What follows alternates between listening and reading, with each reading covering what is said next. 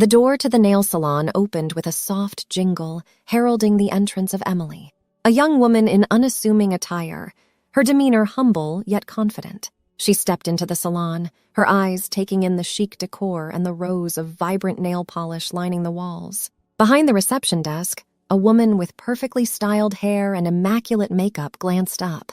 Her eyes, sharp and assessing, briefly swept over Emily, narrowing ever so slightly. It was a look that carried a subtle, unspoken judgment, as if Emily's modest dress was somehow out of place in the salon's fashionable ambiance. Emily, unperturbed by the administrator's less than welcoming gaze, made her way to the desk. The administrator, Rachel, sighed with apparent inconvenience and set aside her smartphone, its screen still aglow from her recently interrupted social media browsing. "Do you have an appointment?" she asked, her voice dripping with a tone that was more robotic than hospitable. Her fingers danced over the register, not really expecting to find Emily's name. The salon was relatively quiet, the hum of conversation from the few customers mingling with the soft background music. It was clear from the sparsely filled appointment book that the day was not particularly busy. Rachel seemed to size up Emily, assuming, perhaps because of her simple clothing, that Emily couldn't have afforded the services anyways. "Do you work exclusively by appointment?"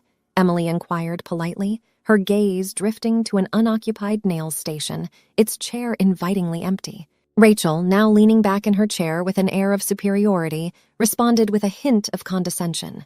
"Today, we're a bit understaffed. Only 2 technicians are in, and as you can see," she gestured languidly towards the occupied stations, "they're quite busy. We might squeeze you in if you don't mind waiting, but I can't make any promises."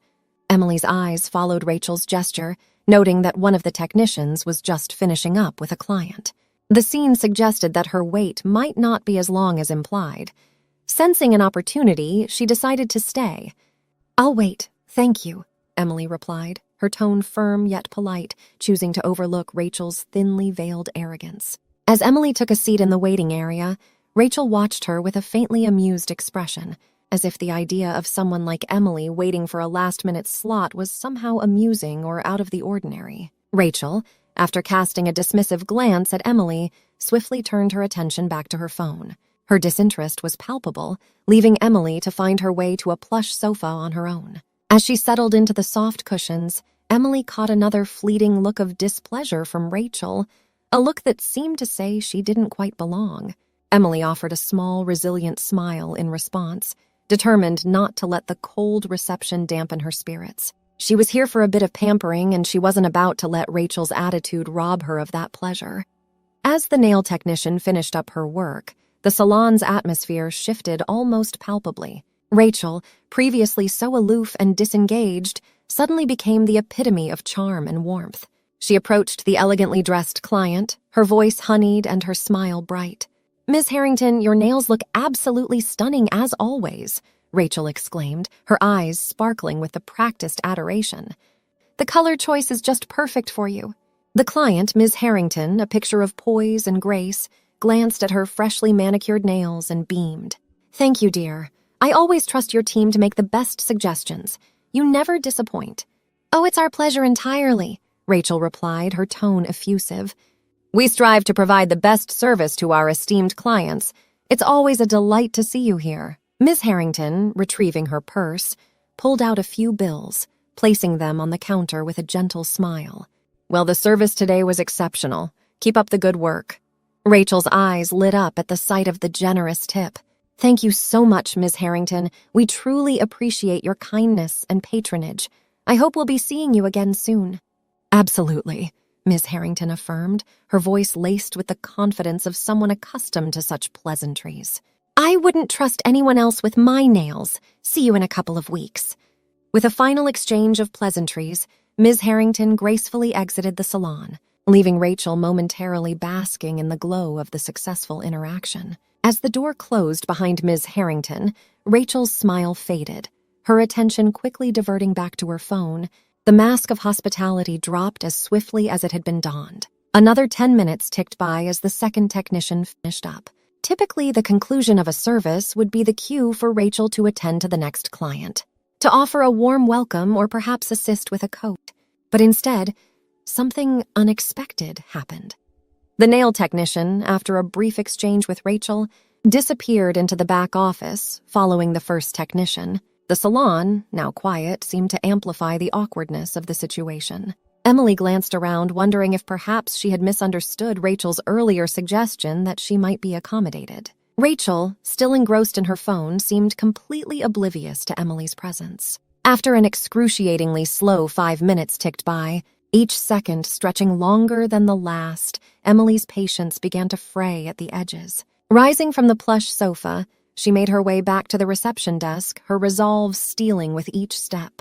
Rachel, still engrossed in her phone, didn't look up until Emily stood directly in front of her.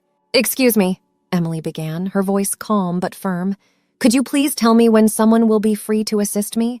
Rachel finally lifted her eyes from her phone, her gaze cold and uninviting. "Do you not see we're on a break?" she snapped, her tone dripping with disdain. The technicians work meticulously with tiny brushes and tiny nails all day. They need a break to rest their eyes and hands. "They'll be back to attend to you once they're done." Her words were edged with a sharpness that made Emily take a small step back. Emily, taken aback by the blunt rudeness, struggled to maintain her composure. "I understand that, but I was under the impression there would be a slight wait, not a complete halt of service." Rachel let out an exaggerated sigh, her impatience evident. "Well, you understood wrong. It's not like we're running a factory line here. Quality takes time, and rest is part of that quality. You'll get your turn when they're ready, not a minute sooner." As Rachel spoke, her eyes appraised Emily, taking in her modest clothing and unadorned appearance. An idea seemed to flicker in her eyes, one that brought a smug, almost cruel smile to her lips. She chose, quite deliberately, not to mention the salon's high-end pricing. The thought of Emily's potential surprise, or better yet shock, at the cost, seemed to please her. Emily, sensing an unspoken judgment from Rachel's scrutinizing gaze, felt a flush of embarrassment mixed with annoyance. Yet she held her ground, her voice steady. "Very well, I'll wait. But I do hope the service will be worth the delay." Rachel merely shrugged, her arrogance palpable. "We're the best in town. If you can't appreciate that, it's your loss, not ours." What a first day to start my career, Emily mused to herself. She hadn't come to the salon to get her nails done. Not at all. In fact, she hated doing her nails, and if Rachel was attentive enough to look at her nails, instead of trying to judge her by the way she was dressed, she would have probably guessed that Rachel's nails were perfectly fine and didn't really need any job done. Emily's return from Germany marked not just the culmination of her academic journey, but also a reflective pause in her lifelong passion for the arts. In high school, Emily was more than just interested in art. She was deeply immersed in it. Her days were a vibrant tapestry of sketching, painting, and exploring various art forms. She spent countless hours in the art studio, her hands often stained with paint or dusted with charcoal, her mind alive with creative fervor. Her teachers often remarked on her innate talent and unwavering dedication, predicting a bright future for her in the art world. Emily's dreams were vast and vivid. She envisioned herself as a renowned artist, her works exhibited in prestigious galleries across the globe. She dreamed of revolutionizing the art scene, blending traditional techniques with modern perspectives to create something truly unique. These aspirations were the driving force behind her decision to study at one of the best arts and design schools in Germany, a place she believed would be the crucible for her creative metamorphosis. However, reality unfolded differently. The rigorous academic environment and the competitive nature of the art world were both exhilarating and daunting. While she excelled in her studies, the practicalities of making a living through art became increasingly apparent.